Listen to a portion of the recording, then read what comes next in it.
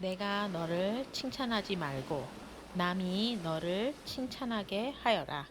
칭찬은 남이 하여 주는 것이지 자기의 입으로 하는 것이 아니다. 잠언 27장 2절 말씀.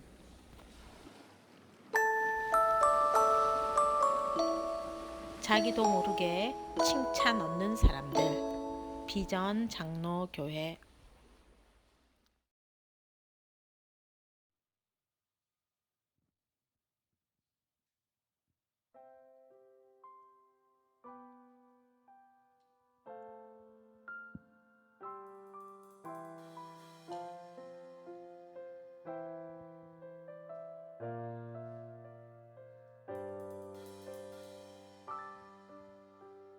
나를 보내사 서게 하신 곳, 가장 귀한 곳이 바로 이곳이라.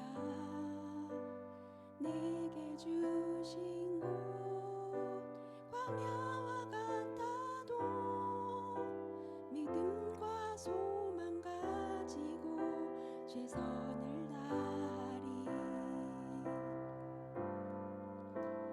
나의 작은 삶 주께 드릴 때 나의 삶을 통해 주 영광 받으리.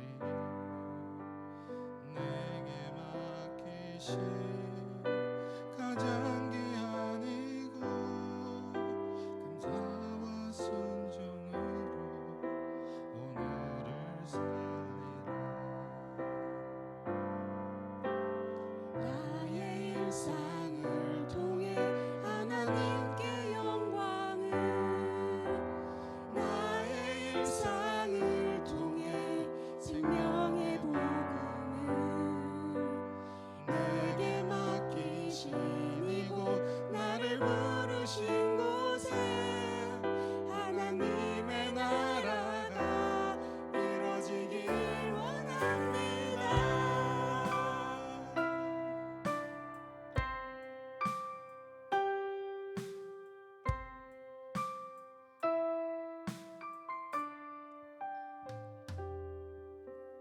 나를 보내사 서게 하신 곳, 가장 귀한 곳이 바로 이곳이라.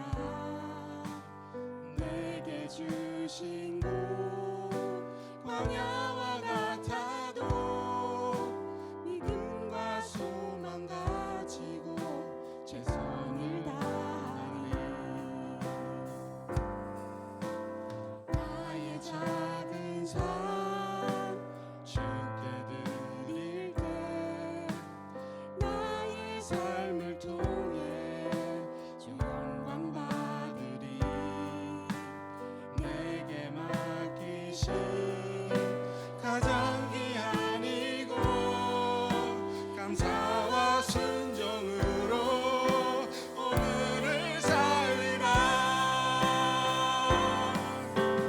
나의 일상을 통해 하나님께 영광을, 나의 일상을 통해 생명의 복음을, 내게 맡기신 이곳 나를 부르신 곳에 하나님의 나라가 이루어지길 원합니다.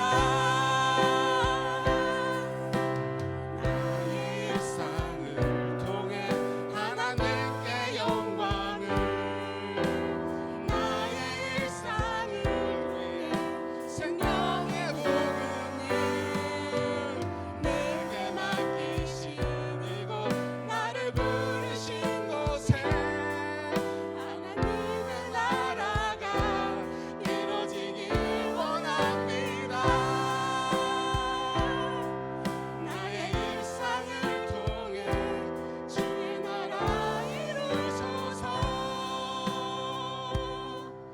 나의 일상을 통해 주의 나라 이루소서.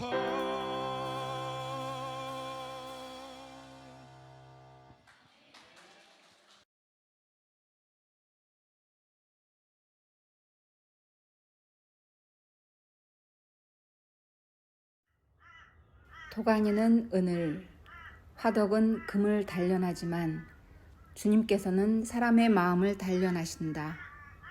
잠언 17장 3절 말씀. 마음이 단련되는 사람들, 비전 장로교회.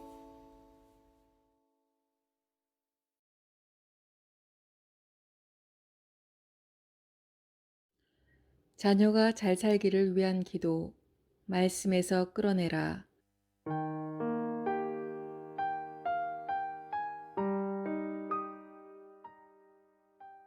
욥기 1장 5절 말씀. 잔치가 끝난 다음 날이면 욥은 을에 아침에 일찍 일어나서 자식들을 생각하면서 그들을 깨끗하게 하려고 자식의 수대로 일일이 번제를 드렸다. 자식 가운데서 어느 하나라도 알지 못하는 사이에라도 하나님을 저주하고 죄를 지었을 수도 있다고 생각하여 잔치가 끝나고 난 뒤에는 늘 그렇게 하였다. 욥은 모든 일에 늘 이렇게 신중하였다. 운전을 잘한다. 인간 관계를 잘한다. 수영을 잘한다.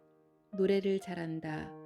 이들 문장에 사용된 잘이라는 단어의 뉘앙스 혹은 당신의 마음에 떠오르는 이미지는 무엇입니까? 잘한다는 것은 모호하지 않습니다. 우리가 살아오는 동안 무엇이 잘하는 것인지, 무엇이 볼품없는 것인지 숱한 경험이 쌓여 있어서 언어적으로 정확히 표현하지는 어려울지 몰라도 단번에 잘한다는 이미지를 적용시키는 눈썰미가 있습니다. 또한 각자의 경험과 생각의 결이 달라서 그 잘한다는 것에 대한 내용이 다를 수도 있습니다. 그런데 처음 네 가지는 목적어를 분명히 인식해서 잘한다는 것이 그렇게 다르지 않을 것 같습니다. 하지만 마지막 잘 산다에서 잘은 고민해 볼 필요가 있습니다.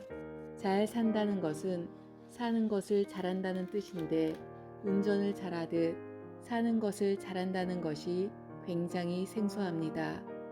목숨이 붙어 있는 사람이나 동물, 식물은 생명이 있는 것이고 이미 살고 있는 것인데 그것을 잘한다는 것은 다른 사람이 숨을 한 번 쉴 때 2번 쉬는 것을 말할까요? 아마도 생명이 무엇인지 모르면 잘 산다는 것을 제대로 이해하기 어려울 것입니다. 살아있는 것, 즉 생명의 특징들. 1번, 죽음과 같이 가는 생명. 예를 들면 이렇습니다. 생명은 반드시 죽음을 맞이합니다. 그리스인들은 사람, 휴먼을 지칭하는 여러 명사 가운데 모틀이라는 단어를 사용하기도 합니다. 죽음을 의미하는 단어입니다. 불멸은 신들의 영역이지만 필멸은 인간 생명의 본질이라고 생각했던 것입니다. 때문에 영웅의 특징은 죽지 않는 것이 아니라 위대하게 죽는 것, 잘 죽는 것이라고 보았습니다. 구약 성경 전도서에도 태어날 때가 있고 죽을 때가 있다는 말씀이 있습니다.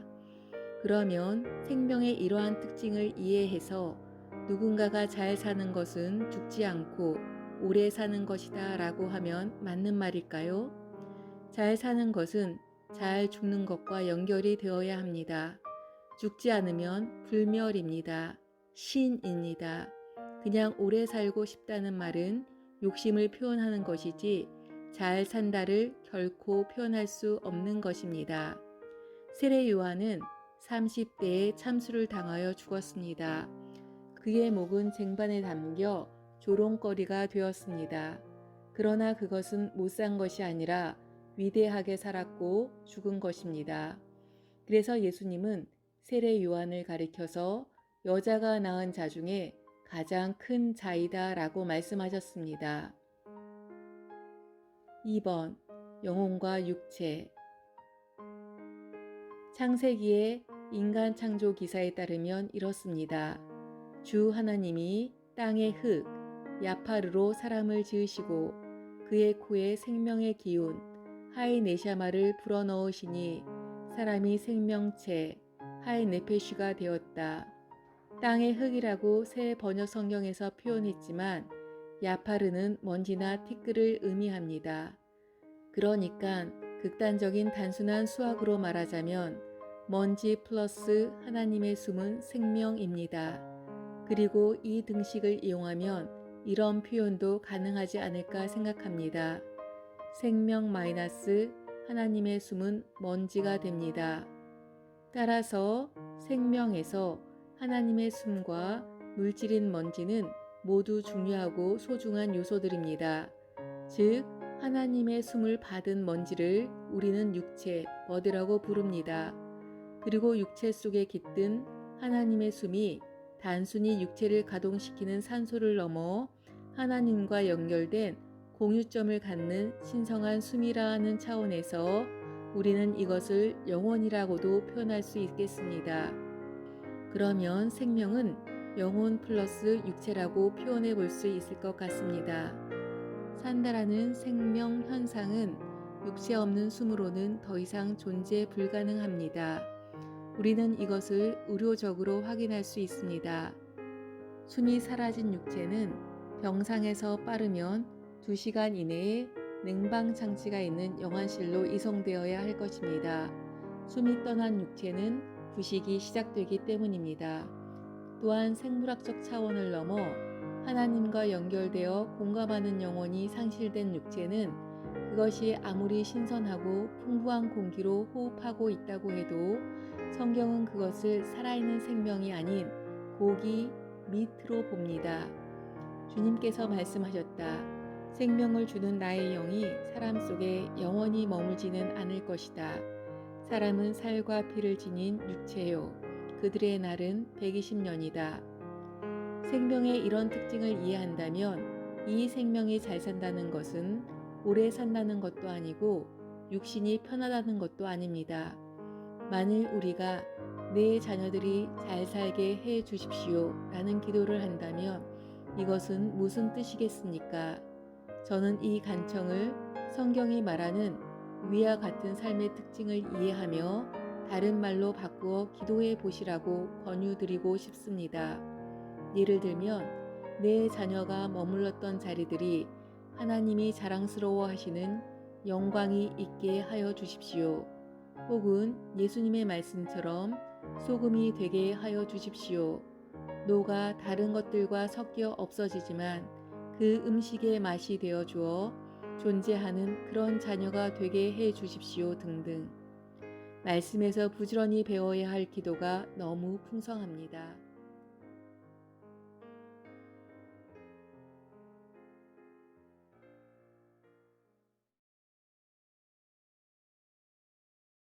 게으른 사람은 핑계대기를 바깥에 사자가 있다. 거리에 나가면 찢겨 죽는다 한다. 잠언 22장 13절 말씀.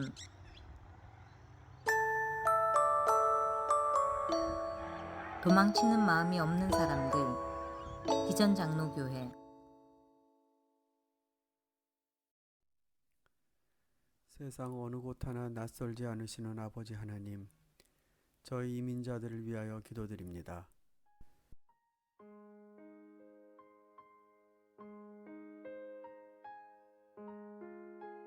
대단한 준비를 하고 이민을 와도 내 한 몸 고생할 준비가 되어 있다는 각오로 살아가도 외로움을 피할 수 없고 불안을 떨칠 수 없고 믿을 만한 곳을 찾아 떠도는 저희 이민자들과 그 자녀들을 긍휼히 여겨 주십시오.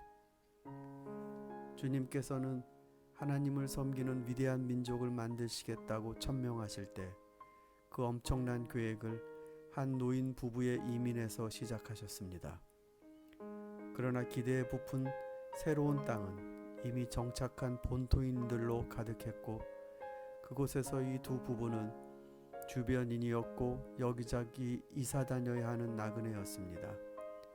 이사의 명분도 대단한 것이 아니라 먹거리를 찾아 소문을 쫓는 삶이었습니다. 주님, 저희 이민자들의 고향 떠난 허한 마음, 여기 있으면서도 갈 곳을 또 찾는 떠도는 마음, 아무리 빨라도 뒤처진 출발선에서부터 달리며 헐떡이는 가족들을 바라보는 마음들을 어루만져 주십시오. 영주권도 없이 떠도는 아브라함에게 이집트의 바로가 함부로 손을 대지 못했던 것은 하나님이 같이 계신다는 표가 났기 때문이었습니다. 저희에게도 주님이 우리와 함께 계신다는 표를 주십시오. 낯선 땅에서 비자 때문에 막막하고 의료보험 때문에 불안하고 있으면 있는 대로 없으면 없는 대로 바닷가를 서성이듯 그 푸른 바다에 들어가지도 못하고 서성이는 이민자들에게 주님이 함께 계신다는 표를 주십시오. 타일을 들고 나르는 청년들에게, 바닥과 테이블을 청소하는 부부들에게, 손목과 무릎이 삐걱거려도 쓰시를 마는 아버지들, 어머니들에게, 한국말이 어려워 부모에게 자기 말을 잘 못하는 자녀들에게 주님이 우리와 함께 계시다는 표를 주십시오. 그러나 주님, 이 이민자들이 영주권으로 안정되거나 땅과 집, 직장과 사업으로 안정되기 전에 당신께서 아브라함에게 하셨던 것처럼 하나님 안에서 자신의 마음의 평온을 찾게 하옵소서. 기왕의 뿌리를 떠나 발을 뗀 것이라면 어줍지 않은 땅에 머물게 마시고 몇 세대가 가도 흔들리지 않는 기초, 결코 본토인들이 여긴 내 땅이라고 말할 수 없는 참다운 나의 자리, 주님이 지키시는 그곳에 머물게 하여 주십시오. 우리를 바로 그곳에 이주시키고자 자신의 온 생명을 다 내놓으신 예수 그리스도의 이름으로 기도드립니다.